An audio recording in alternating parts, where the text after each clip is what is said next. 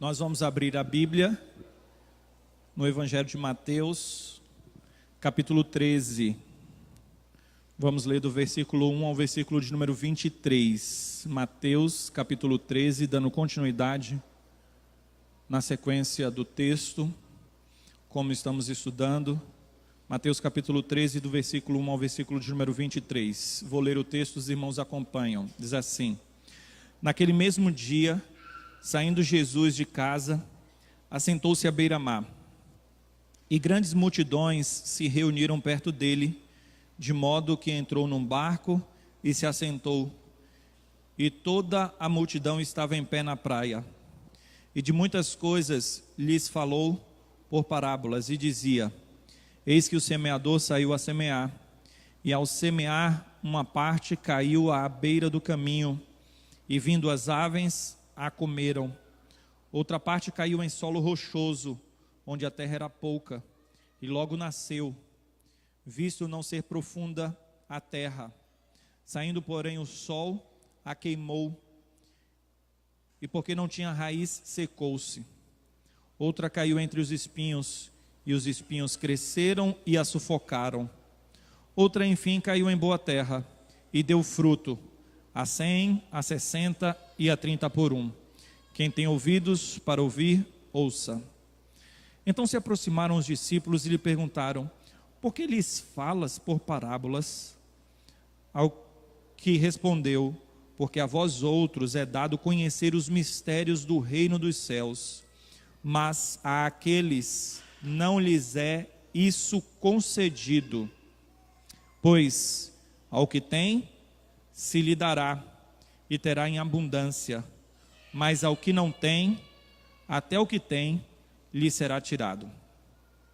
Por isso lhes falo por parábolas, porque vendo não veem, e ouvindo não ouvem nem entendem, de sorte que neles se cumpre a profecia de Isaías: Ouvireis com os ouvidos e de nenhum modo entendereis, vereis com os olhos e de nenhum modo percebereis, porque o coração deste povo está endurecido, de mau grado ouviram com os ouvidos e fecharam os olhos, para não suceder que vejam com os olhos, ouçam com os ouvidos, entendam com o coração, se convertam e sejam por mim curados.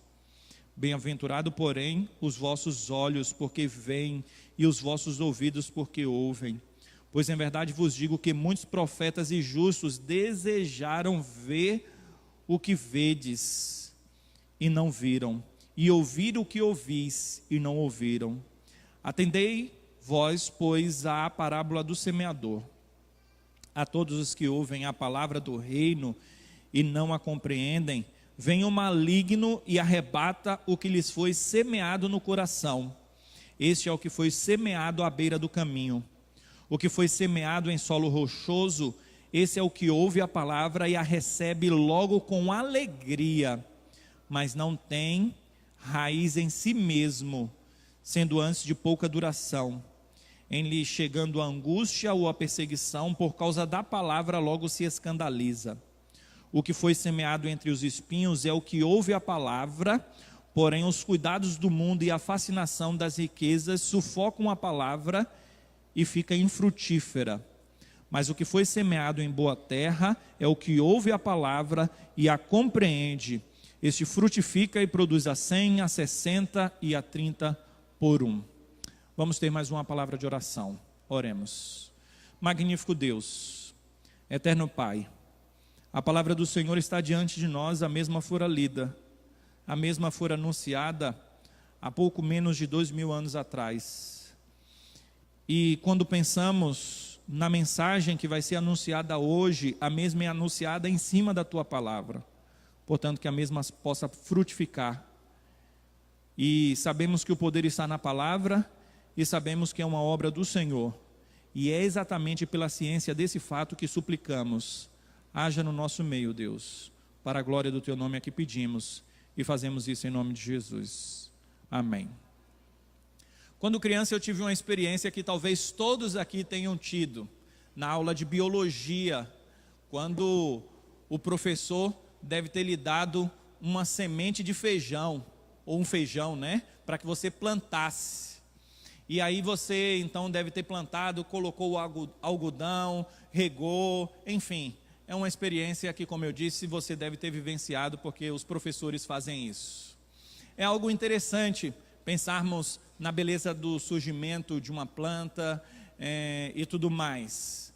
Quando pensamos nessa dinâmica de criança plantando um pé de feijão, podemos imaginar uma figura que não é real, mas uma figura de uma criança que planta e fica sentada olhando para aquele pote, esperando que então aquela planta venha germinar, venha crescer.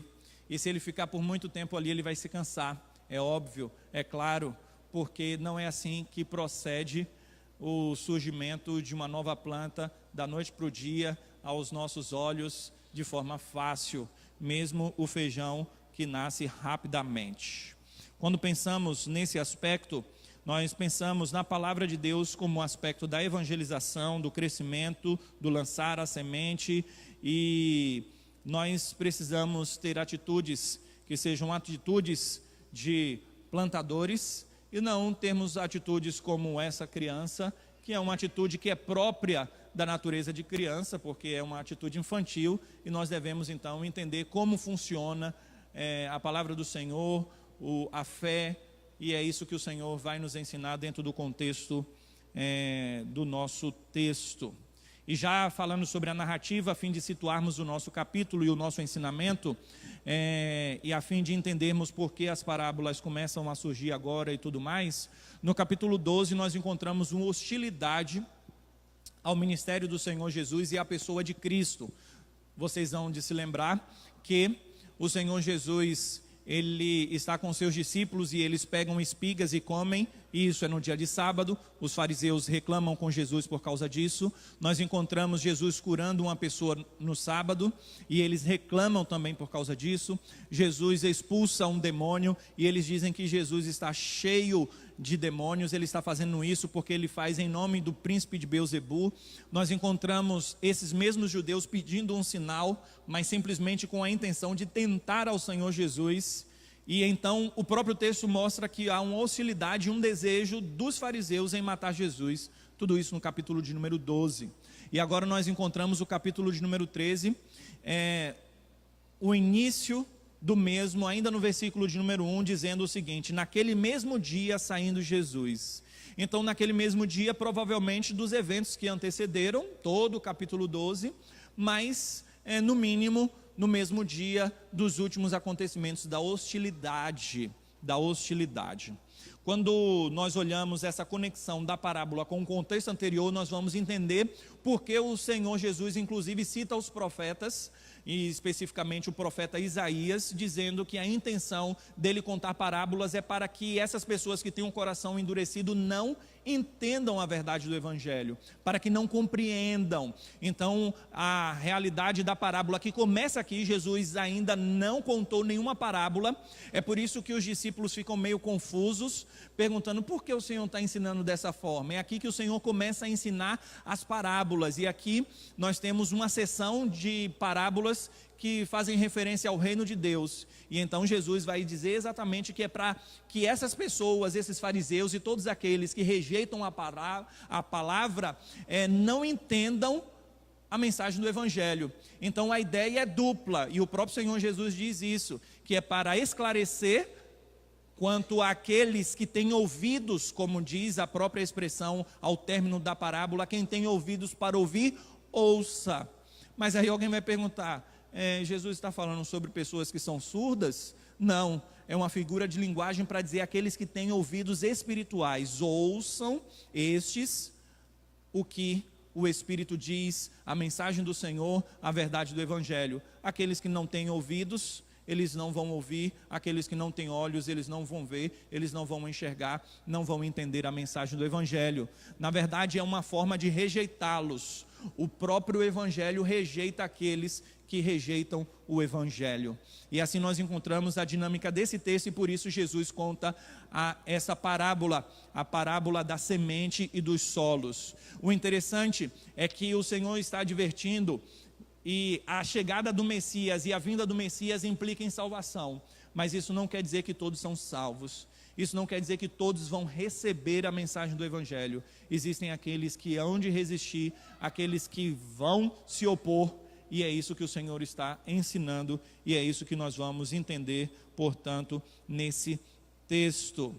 Gostaríamos já de antemão salientar que o solo é o coração, como o próprio texto nos mostra.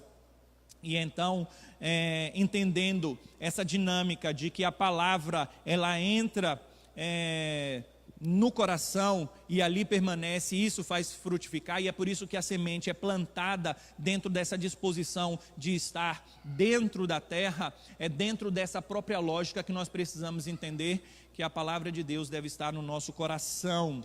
O que nós conseguimos perceber dentro dessa dinâmica está no versículo 19 do capítulo 13, quando o Senhor, interpretando a parábola, diz que vem o maligno e arrebata o que lhe foi semeado no coração. Então, nós já podemos de antemão dizer que o solo é o coração. Pensando nisso, nós vamos meditar sobre o seguinte tema: o coração do ser humano e os efeitos da palavra neste coração. O ponto principal da parábola é que a presença de Cristo no mundo trouxe uma mudança no cenário, uma mudança no aspecto de que a expansão do reino vai acontecer na pessoa do Messias. Ainda que aqui de forma embrionária o Senhor esteja ajuntando aqueles que receberão o Evangelho, há uma multidão que vem para ouvir esse próprio Evangelho, e a própria dinâmica da parábola mostra que no final há uma expansão, porque de uma semente ela brota ao ponto de chegar a 100. E então é dentro dessa dinâmica que o Evangelho chegou na pessoa de Cristo e vai avançar, e nós vamos ver isso de forma muito clara no livro de Atos dos Apóstolos, e nós vemos isso de forma muito clara, que o Evangelho chegou até nós, aqui no Brasil, e se nós fôssemos contabilizar quantos já se converteram através dessa palavra que foi semeada na vida do Messias, através da vida do Messias, o Evangelho, nós vamos ver que há uma abundância quanto à semeadura. E é dentro desse prisma que nós vamos entender essa realidade. Outro sim, a parábola é um tipo de ensinamento, e esse ensinamento específico da evangelização mostra que há uma rejeição também quanto à mensagem do Evangelho. Na interpretação da parábola, a pergunta que nos vem logo quando ouvimos é dito algo sobre os corações, os solos, é dito que a semente é semeada nesses lugares, e pouco ou nada se fala sobre o semeador. E essa dinâmica é interessante, porque o poder não está na vida do semeador. O semeador é insignificante. O poder está na palavra. O poder vem da semente. Todo pregador fiel da palavra é semeador. Então pouco importa como é esse semeador. Se ele tem cabelos lisos, se ele tem uma roupa adequada, não é falado sobre isso. Uma roupa de semeador, não, ele tem que usar uma roupa de semeador, ele tem que usar uma bolsa de semeador. Nada se fala sobre esse aspecto, porque não importa a pessoa do semeador, porque o que importa realmente é a palavra. Então todo semeador é aquele que fielmente prega a palavra de Deus. O poder não está no semeador, o poder está na palavra, na semente. Por isso Paulo diz que o Evangelho é o poder de Deus para a salvação de todo aquele que nele crê. Não há como não pensar nas pessoas que entendem a doutrina reformada e também aqueles que não entendem a doutrina reformada. Porque quando a reforma protestante surgiu, o principal ponto que eles levantavam, a principal bandeira, é que uma característica de uma igreja fiel, de uma igreja verdadeira, é a pregação fiel das Escrituras Sagradas. Então eles falavam o seguinte: olha, você quer identificar uma igreja verdadeira, diante de várias igrejas que existem igrejas falsas, então entendam que a palavra e a pregação da palavra, esse é o ponto importante, é um ponto que é a mola propulsora, a força motriz do Evangelho da igreja verdadeira. Pregar fielmente a palavra. Portanto, nós não devemos trocar o lançar a semente, o pregar fielmente a parábola, a semente, pregar a palavra, por técnicas que não vão criar uma verdadeira conversão. Nós precisamos entender que existem muitos lixos culturais que acabam adentrando a igreja, porque dizem que a palavra não tem tanto efeito assim. A palavra já não converte as pessoas já não têm mais interesse pela palavra. Mas nós encontramos o poder da mudança e a vida na palavra. E é por isso que a semente é fundamental dentro desse processo, e ela é indispensável, e verdadeiramente só ela e somente ela pode trazer vida ao coração humano, como nós encontramos na parábola, aquela semente que brota e traz vida através de uma planta. Vejamos, portanto, os tipos de coração e os tipos de solo. O primeiro é o coração duro, como nós encontramos na própria parábola. A semente cai à beira do caminho. Pode ser que, ao ser semeado, ela não foi para o local exato e foi para um lugar duro. E provavelmente é isso que o Senhor estava se referindo com a semente que caiu à beira do caminho. E como é esse caminho? Chão batido, né? Solo duro, porque rodas já existiam, nós não temos os carros como nós temos hoje, mas existia caminhos para poder se locomover, e mesmo a pé tinha que ser um solo duro. E assim a semente caiu e ela não pôde, então, estar dentro do solo. Por quê? Porque o solo é duro. E assim nós encontramos, portanto, algo que na dinâmica é perceptível aos ouvidos e aos olhos daquela cultura, em algo que acontecia. Se você vai semear, e se aquela semente fica visível, o que é que vai acontecer? Animais vão comer, e pássaros normalmente é que fazem essa seleção de alimentos como semente e comem. E então a ave vai lá e pega simplesmente porque está visível. E aqui nós encontramos na própria interpretação do Senhor Jesus como aquele coração que é duro, que não recebe a palavra, e as aves comem Satanás, e Satanás então ele vem e arrebata do coração da pessoa aquela palavra que foi pregada, aquela palavra que foi anunciada. Os fariseus eram assim, e é por isso que estava sendo ocultado a eles os mistérios da fé, porque eles rejeitavam, eles tinham um coração duro. E nós precisamos entender que esses que têm um coração duro, o coração é endurecido pelo próprio pecado deles, mas nós não podemos achar que Satanás não age na vida dessas pessoas. Sim, o próprio texto nos mostra isso, a ação de Satanás para lançar para longe daquela pessoa a palavra do Senhor. Agora, nós temos já uma aplicação aos pregadores, e aqui nós temos muitos, né? Até quando eu vou pregar eu tenho que tomar cuidado, porque tem muito pastor, tem muito pregador, muito presbítero, muitos que comunicam a verdade do Evangelho. Isso é magnífico. Não se frustrem, ou não fiquem desencorajados pelo fato de anunciar a mensagem e às vezes os frutos não vêm, porque o poder está na palavra, o poder está na semente, mas a própria parábola nos mostra que existem corações duros, e haverá de ter sempre na anunciação do Evangelho aqueles que hão de rejeitar a própria palavra. Então, nós precisamos entender que o problema não está no pregador, o problema está no coração. Como já fora dito, o coração do problema é o problema do coração. E se você tentar de qualquer forma fazer com que você deve se preparar para anunciar adequadamente e fielmente a palavra do Senhor, mas se você extrapolar esse ponto achando que depende de você, e você vai fazer vai se valer de alguma técnica para poder convencer o outro, e minimizando o poder da palavra, eu gostaria de me valer das palavras de Charles Spurgeon, que disse que se você tentar convencer alguém para que este se converta sem a ação do Senhor e simplesmente através das suas técnicas e da sua vontade, é a mesma coisa de você tentar fazer com que um leão se torne vegetariano. E ele continua dizendo: não procuro outros meios para a conversão do homem, além da pregação do Evangelho. Charles Spurgeon. Somente Deus pode fazer a semente germinar. Nossa tarefa é plantar. A tarefa do semeador é plantar e lançar a semente para as mais variadas pessoas, para os mais variados tipos de solo e de coração. Se a semente não germinar, é porque aquele coração não era um coração que haveria de germinar de qualquer forma, porque produzir vida é uma prerrogativa de Deus, não é uma prerrogativa humana. Outra lição com base nessa verdade é que aos pregadores e aos evangelistas nós não podemos modificar a semente. Veja que o problema não está na semente, não precisa modificá-la geneticamente, não precisa fazer com que a semente seja transgênera, não, nada disso.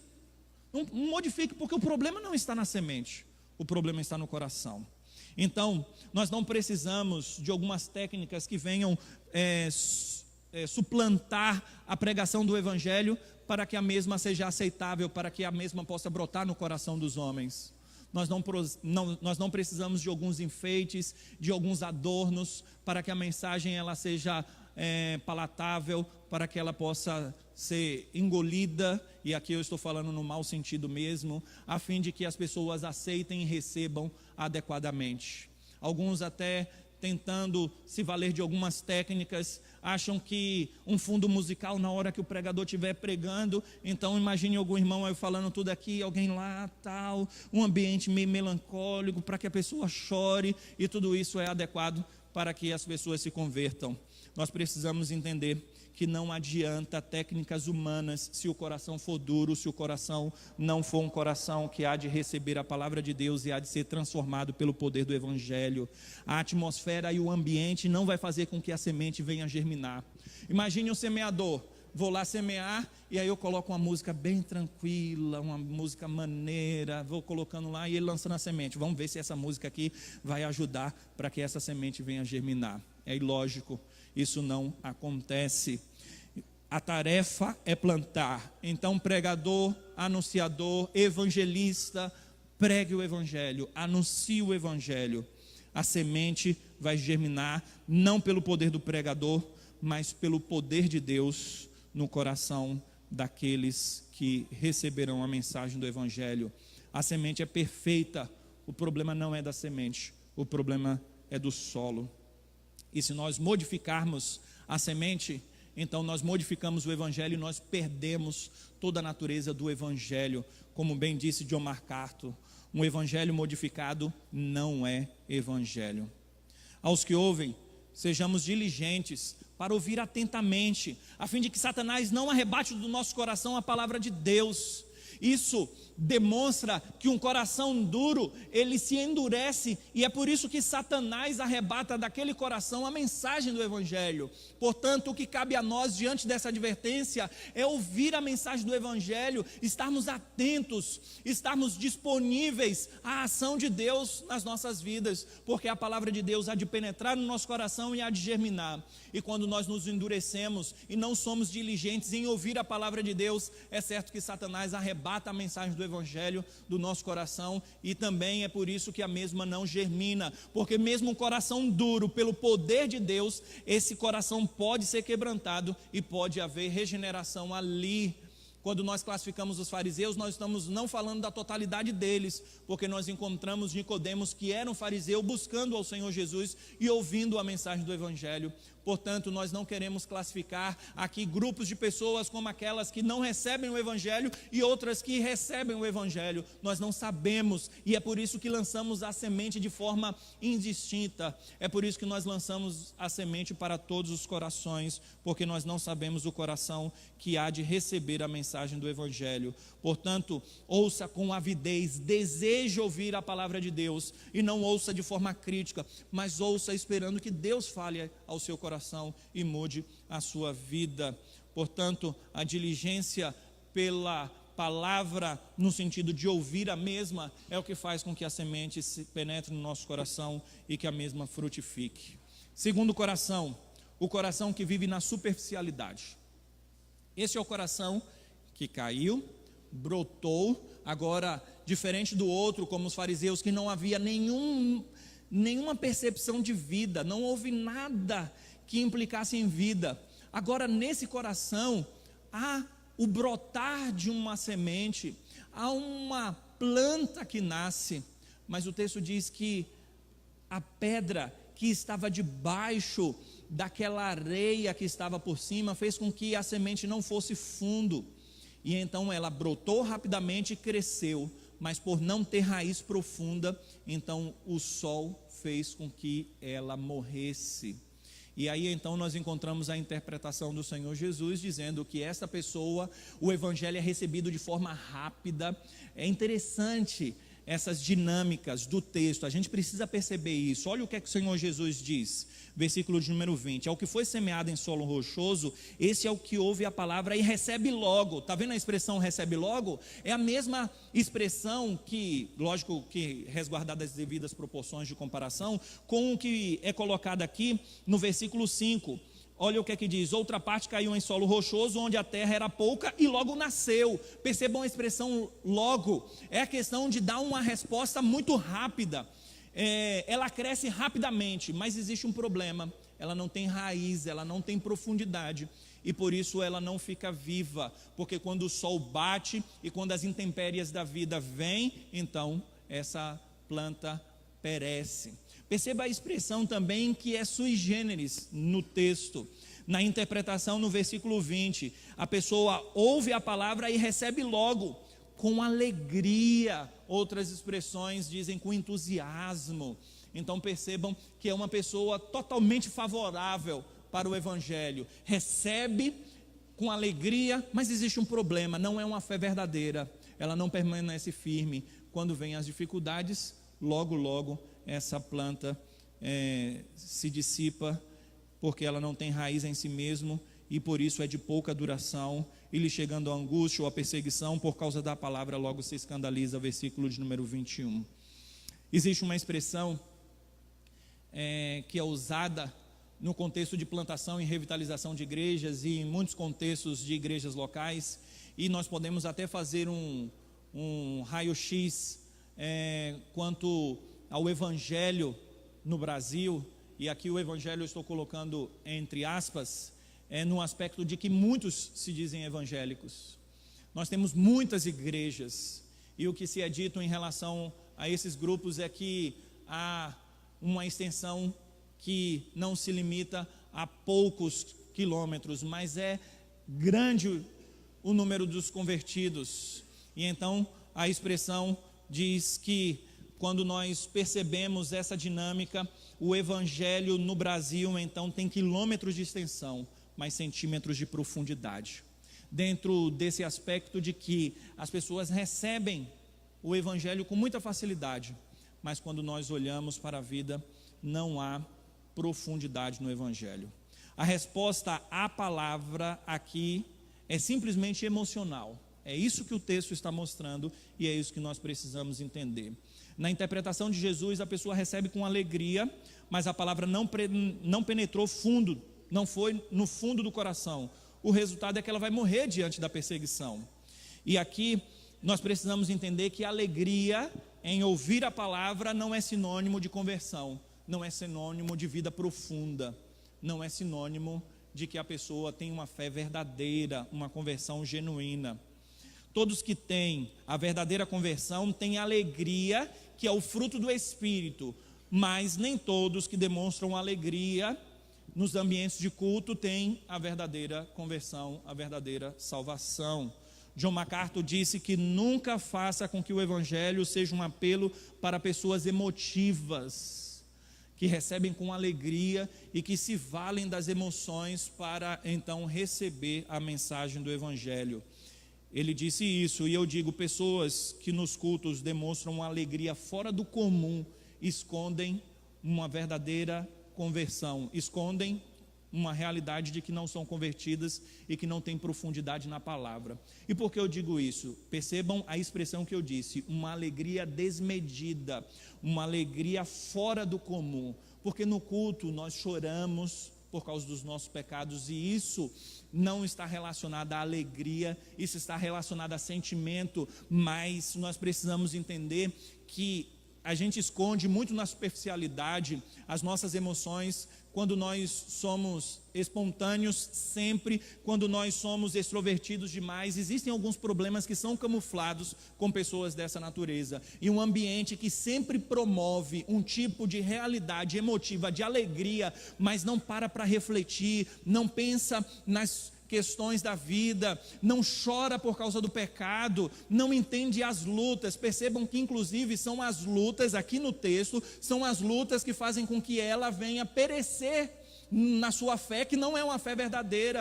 Por quê? Porque tem uma alegria demasiada, mas aí quando vem a perseguição, eu não pensava que era assim, e ela então abandona logo. Então, há uma emoção de alegria camufla um verdadeiro cristianismo. Eu lembro de uma fase da minha vida que eu chorava muito, de tristeza nos cultos.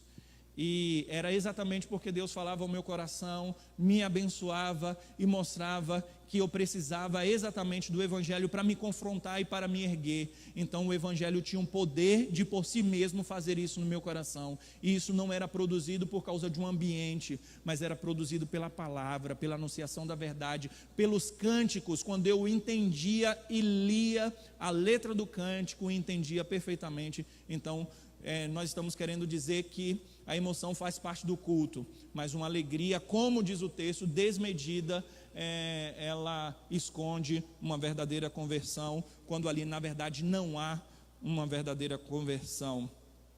E é por isso que é perigoso nos nossos cultos nós tentarmos promover uma atmosfera que seja só contagiante. Não, vamos contagiar, vamos fazer com que todo mundo se sinta alegre. E não tem problema nenhum nas nossas canções nós termos momentos que mostram realmente a nossa alegria, não há problema nenhum. O problema está em eu me valer dessas técnicas para que as pessoas recebam adequadamente o Evangelho. Então o pregador ou a pessoa o liturgo ou o pessoal que canta tem a intenção de ser um animador de auditório. Vamos lá, pessoal, vamos lá. E aí tentando animar, pensando que essa animação é que faz com que as pessoas se sintam bem, sejam atraídas ou até mesmo gostem do culto.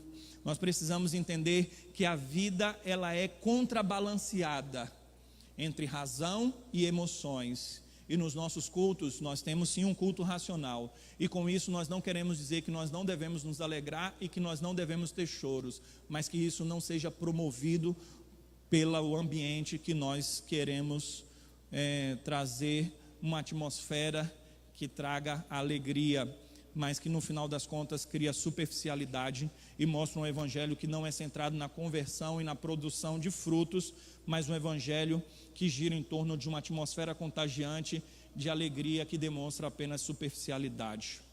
Nós precisamos entender que muitas pessoas, dentro dessa questão de evangelho, pegaram a manha para atrair pessoas. Existem aqueles que, inclusive, existe um movimento que é chamado Movimento de Crescimento de Igreja, que eles pegaram a manha para atrair pessoas para a igreja. E uma das manhas é música. Você pode atrair as pessoas com música.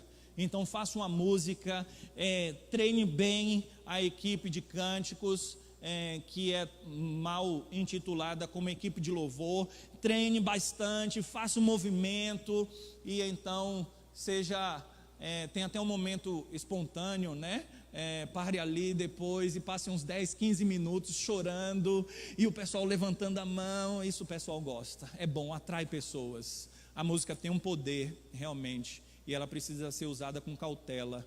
E o próprio Agostinho disse que se em algum momento ele foi balançado por causa da melodia da música, ele diz: eu pequei, porque eu tenho que ser balançado pelo poder do Evangelho na mensagem anunciada e não por causa do embalo musical.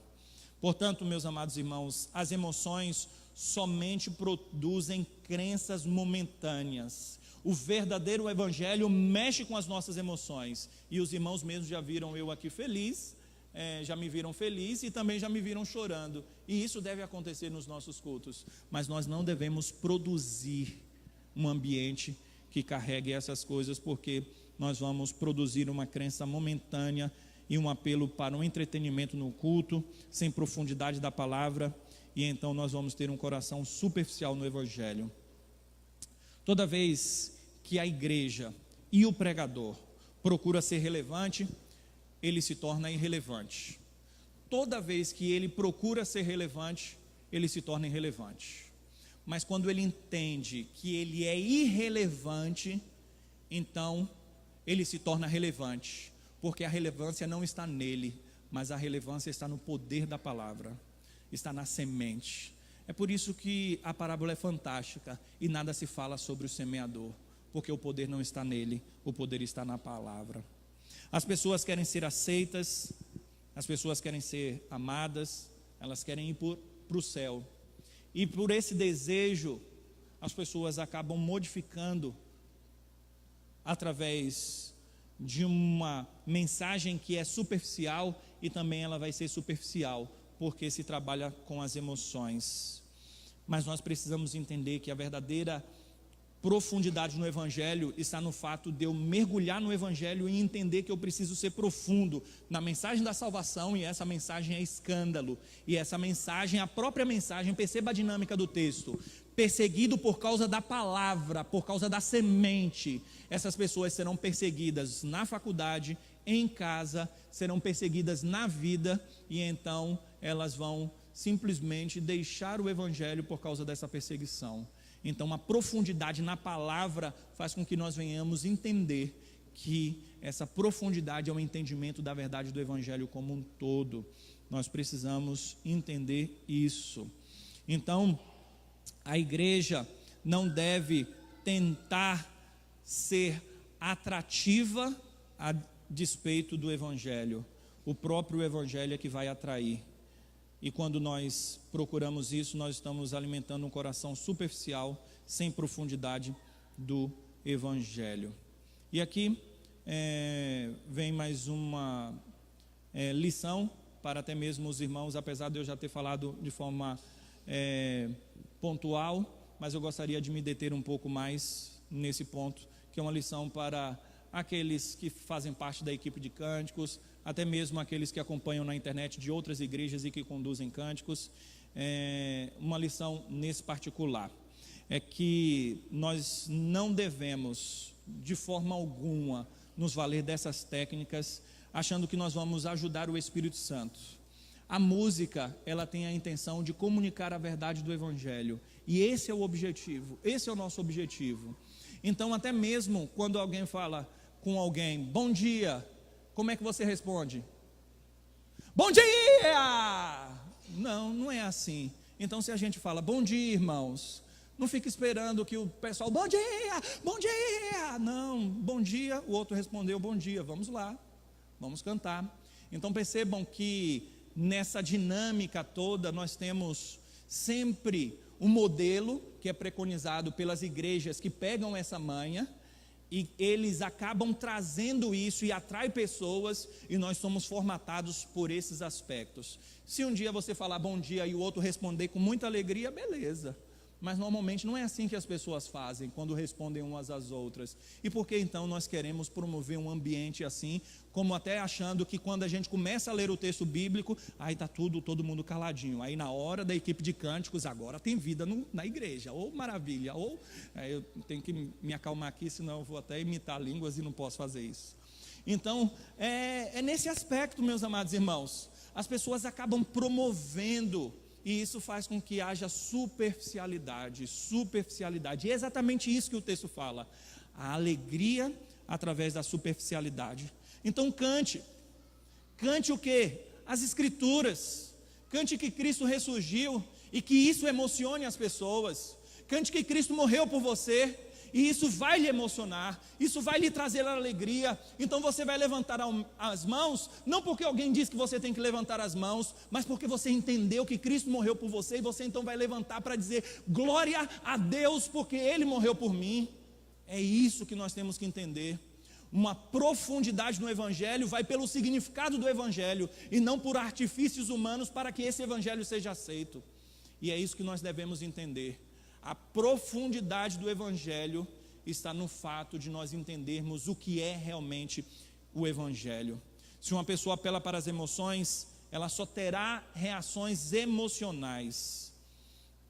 Agora, essa emoção, essa atitude emocional, ela é volátil, ela é transitória. E uma dica é que, se um dia você sente algo e no outro não, no dia que você se sentir triste, sabe o que é que vai acontecer? No dia que você se sentir triste, e até mesmo por causa das perseguições, a sua fé não vai ser profunda e você vai desanimar e sair.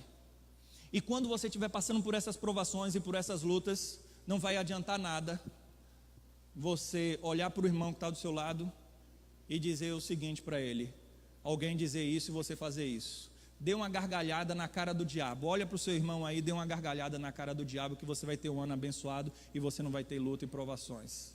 Se você fizer isso, não vai adiantar nada. Não vai adiantar nada. Por isso é que nós precisamos ser profundos no Evangelho e perdermos esses estereótipos que são criados por uma atração insignificante, que não é a atração do Evangelho, mas uma atração pelo Evangelho. Nós temos que ser atraídos pelo Evangelho. Com isso eu não estou sendo contrário às emoções, e os irmãos sabem muito bem disso. Pelo menos espero que vocês estejam entendendo isso. Mas o que eu estou querendo dizer é que somente o Evangelho sustenta e não a sua emoção. Saibam que o Evangelho não é uma produção humana. E aí me valho novamente de MacArthur, que diz: as emoções saudáveis advêm da verdadeira conversão, mas não são um substituto da verdadeira conversão.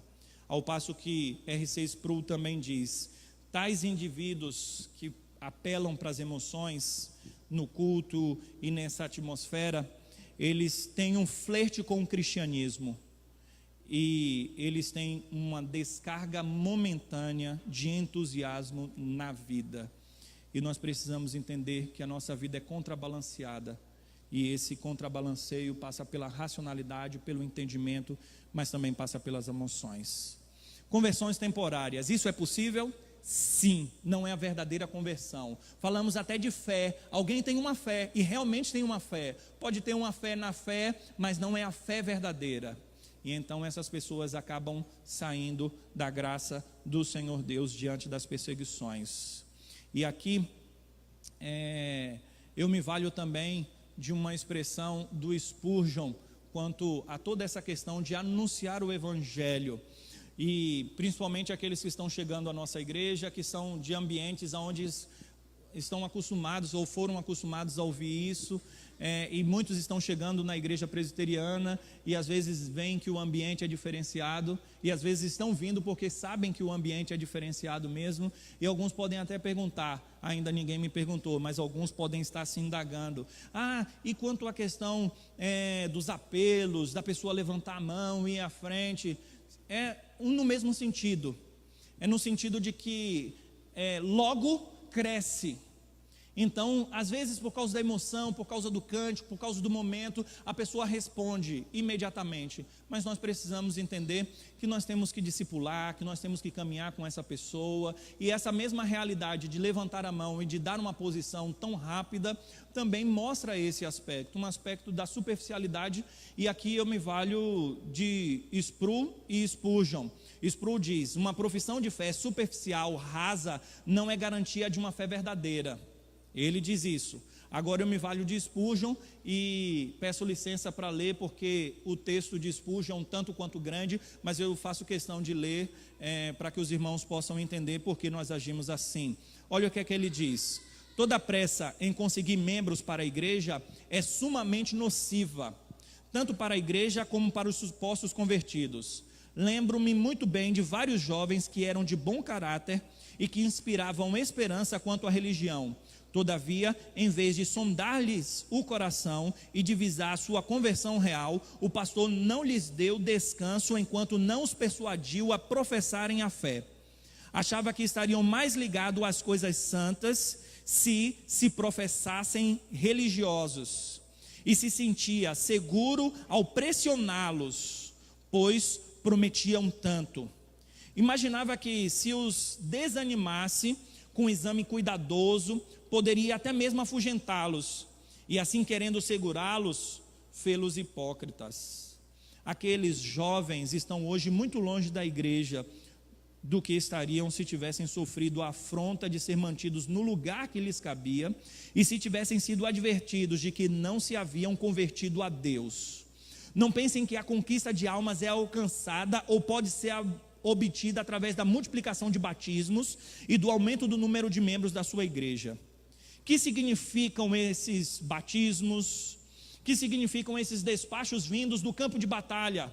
Ontem à noite, 14 almas foram levadas à convicção, 15 foram justificadas e 8 foram plenamente santificadas.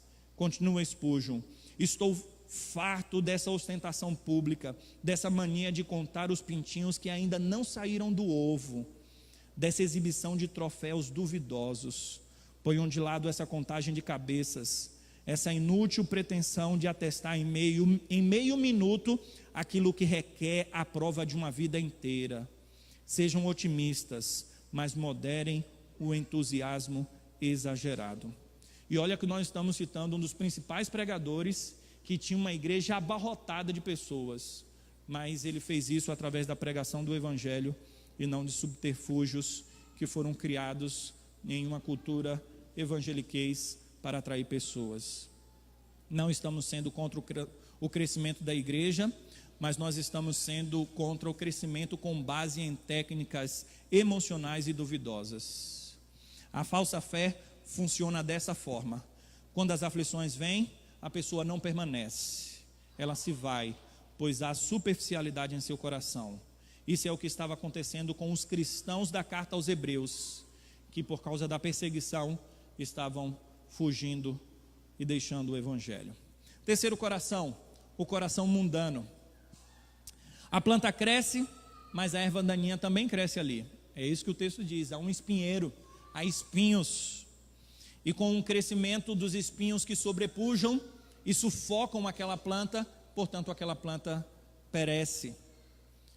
Jesus disse que a erva daninha e o espinheiro são os cuidados deste mundo, os prazeres desta vida, a fascinação pelas riquezas, e isso faz com que a palavra seja sufocada. O mundo é atrativo, sim, com seus prazeres, procura atrair. E se há uma concorrência em relação à palavra do mundo, então saibam o seguinte: o mundo sempre vai prevalecer. Não há como o coração da pessoa estar em Deus e também nos prazeres dessa vida. Nós temos que amar a Deus sobre todas as coisas. Deus deve ser tudo para nós. Então, se algum prazer procura de forma desmedida arrebatar o nosso coração, vai sufocar a palavra, vai acabar com a palavra. O mundo promete prazeres, vida, satisfação. Vide aqueles que bombam nas redes sociais e que são seguidos por muitos nas redes sociais. O que é que eles ostentam? Prazeres dessa vida. Se você chegar para uma criança e perguntar: o que é que você quer ser? Provavelmente ele vai dizer: eu quero ser um jogador de futebol, eu quero ser igual Neymar. Porque esses são os que são ovacionados, que ganham muito e que vivem embebados de prazeres. Na parábola nós entendemos o seguinte: as pessoas estão ouvindo a palavra, mas há uma concorrência com a palavra, e essa concorrência é mais forte, e é por isso que sufoca a palavra. Esse é o coração mundano, apegado às riquezas e aos prazeres. E aqui vai uma lição para os jovens, que nós somos tentados a levar uma vida longe de Deus e muito próxima dos prazeres. Lembro da igreja presbiteriana de Vitória, de onde saí, e Kelly também era de lá, e ela pode atestar isso. Nós éramos do grupo de jovens, e hoje a maioria daqueles jovens estão longe do Evangelho, porque se fascinaram com a faculdade e com os prazeres dessa vida. E quando nós pensamos nesse aspecto, especificamente para os jovens, os prazeres são atrativos. As pessoas querem mostrar que o mundo é muito legal, é muito prazeroso, atrai.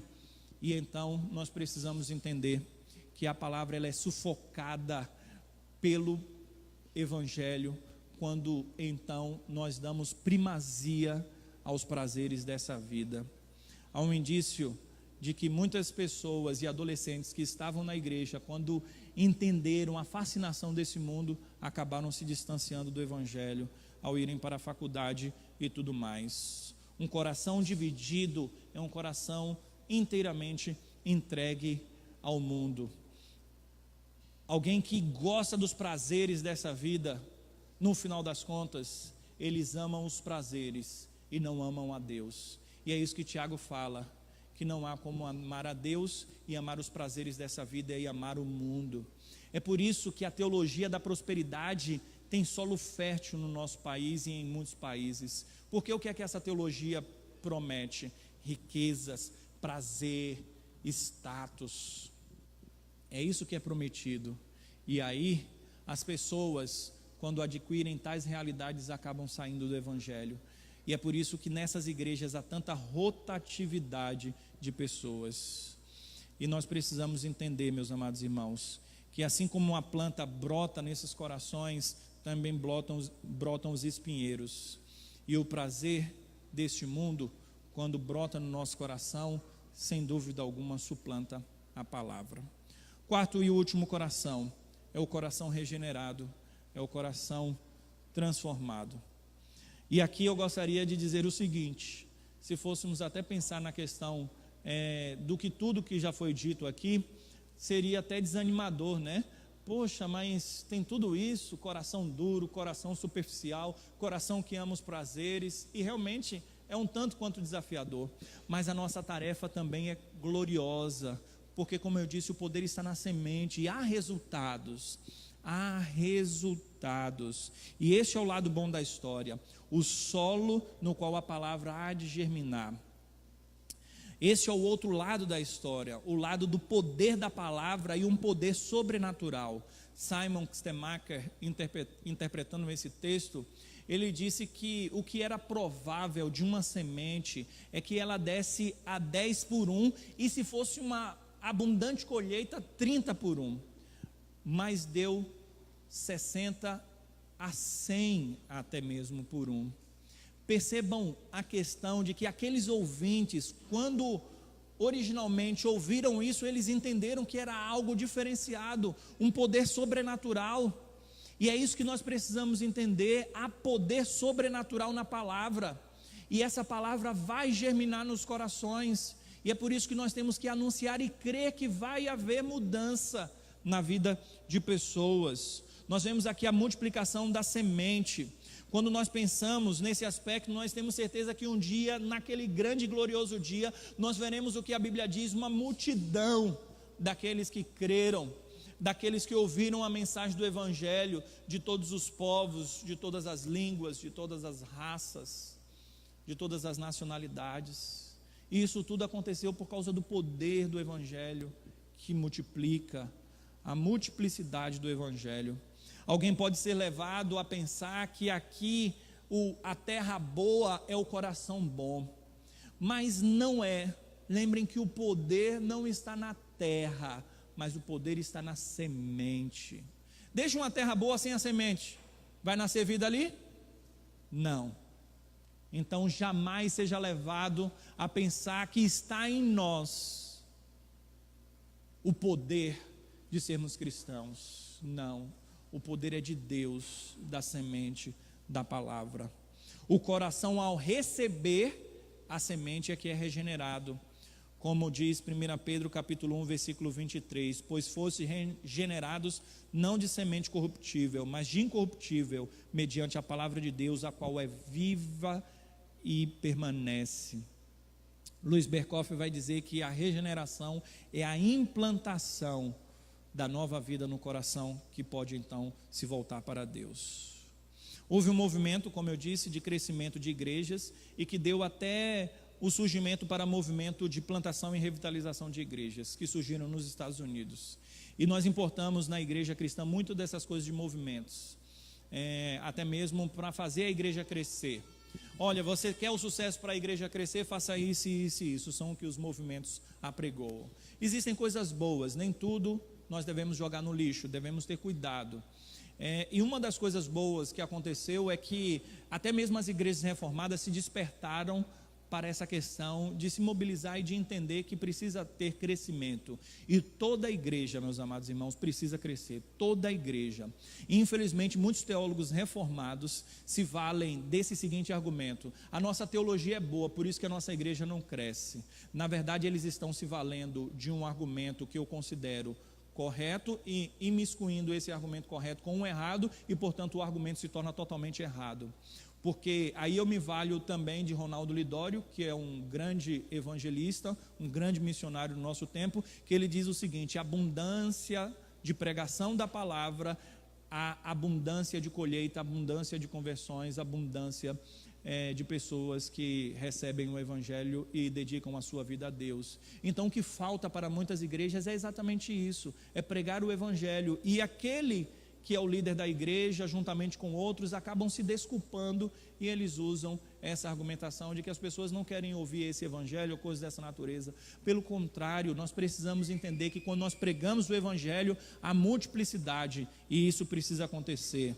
Um coração regenerado dá frutos. Podemos falar do fruto do Espírito, que também implica em santidade, e nós precisamos entender que o fruto aqui é evidência de uma nova vida e evidências visíveis.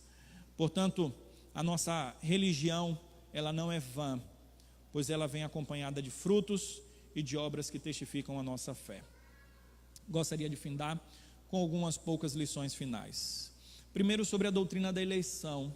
Alguns dizem que essa doutrina ela é contra o evangelismo. Pelo contrário, ela reforça a evangelização, e os maiores evangelistas do mundo foram pessoas que entenderam essa doutrina.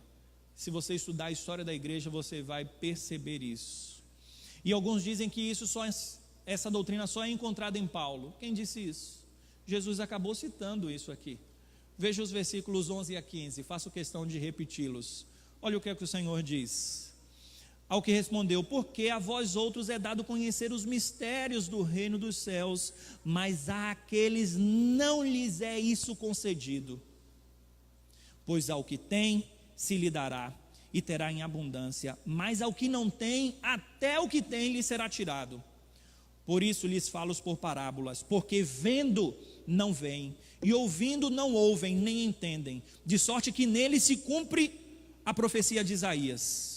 Ouvireis com os ouvidos e de nenhum modo entendereis, vereis com os olhos e de modo nenhum percebereis, porque o coração deste povo está endurecido, de mau grado ouviram com os ouvidos e fecharam os olhos, para não suceder que vejam com os olhos, ouçam com os ouvidos, entendam com o coração e se convertam e sejam por mim curados.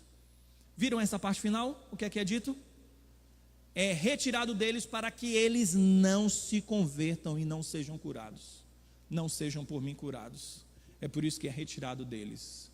Agora, lógico que é um grande mistério, e existe a questão da responsabilidade humana, mas nós não podemos achar que a produção da conversão é nossa, é de Deus. E nós precisamos entender que Jesus ensinou aqui aos seus discípulos que a eles era dado conhecer aos mistérios, quanto aos outros isso foi retirado para que eles não entendessem e não se convertessem.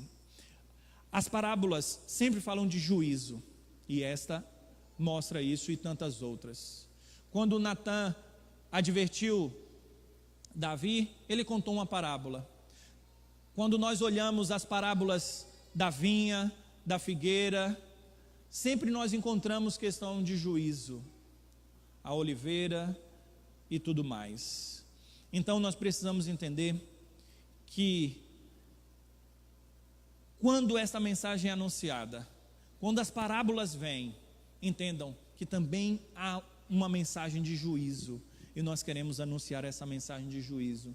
Se arrependam, porque o reino de Deus não só está próximo, mas ele já se faz presente no nosso meio, na pessoa de Cristo, que inaugurou esse reino, e esse reino avança através da igreja.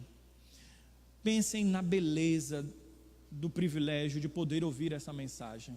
É um privilégio, para mim e para você também. Não é dizendo que é um privilégio ouvir porque eu estou pregando, não, é um privilégio ouvir esta mensagem. Essa mensagem não é minha, essa mensagem é do Senhor, é o texto, e foi isso que Jesus disse, versículo 16 e 17, olha o que é dito: bem-aventurados porém os vossos olhos porque veem, e os vossos ouvidos porque ouvem, pois em verdade vos digo que muitos profetas e justos desejaram ver o que vedes e não viram, e ouvir o que ouvis e não ouviram. Nós somos felizes, muito felizes, e a nossa emoção e a nossa felicidade não está no fato de um ambiente agradável, mas está no fato de que nós ouvimos o próprio Cristo, ouvimos dele, conhecemos toda a revelação da pessoa de Cristo e da morte dele por nós na cruz do Calvário. Portanto, nós temos privilégio de termos essa mensagem do Evangelho em nossas mãos. Valorizemos mais a palavra pregada. Devemos esperar os resultados. Sim, essa é outra lição. O crescimento se dará por fidelidade. Falta de crescimento não é indício de fidelidade. Algumas pessoas dizem, eu sou fiel, é por isso que não cresce. Não, nós precisamos entender que as conversões em abundância virão quando nós lançarmos as sementes. Não selecione o coração que vai ouvir a mensagem do Evangelho. Pelo contrário, pregue de forma abundante e para todos. E por fim, a tarefa do discipulado é importante. Nós precisamos, meus amados irmãos, entender que o Senhor Jesus disse, ide, pregai o Evangelho a todo mundo e fazei discípulos de todas as nações. A profundidade no Evangelho virá quando essas pessoas entenderem o Evangelho de forma completa. É por isso que pregai o Evangelho em todo mundo, a toda criatura, ensinando a guardar todas as coisas que eu vos tenho ordenado. Que Deus nos abençoe, meus amados irmãos. Vamos parar por aqui, que eu já falei bastante, né? Eu vou chamar às frente aqueles que se sentiram tocados e vou pedir os irmãos para vir aqui tocar. Não, vamos só ficar em pé.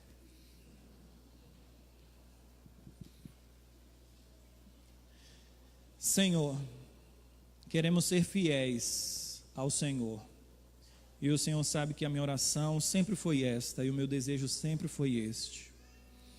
Por isso, Pai, peço que a palavra lançada hoje à noite possa brotar nos corações daqueles que ainda não te conhecem. Se porventura, Deus, alguém entende a mensagem do Evangelho, que essa mensagem possa frutificar na vida deste. Que não seja simplesmente uma questão externa, mas que seja algo que produz um coração verdadeiramente regenerado pelo poder do Santo Espírito.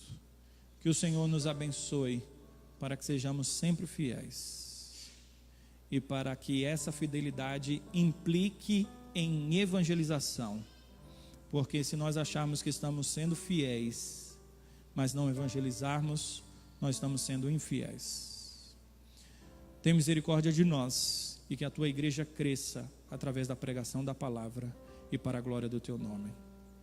Agora, meus amados irmãos, ide em paz. E que a graça do nosso Senhor e Salvador Jesus Cristo, que o amor de Deus, o nosso eterno e maravilhoso Pai, que a consolação e a companhia do Divino Espírito Santo estejam com todos vocês, desde agora como para sempre. Maranata, ora vem, Senhor Jesus.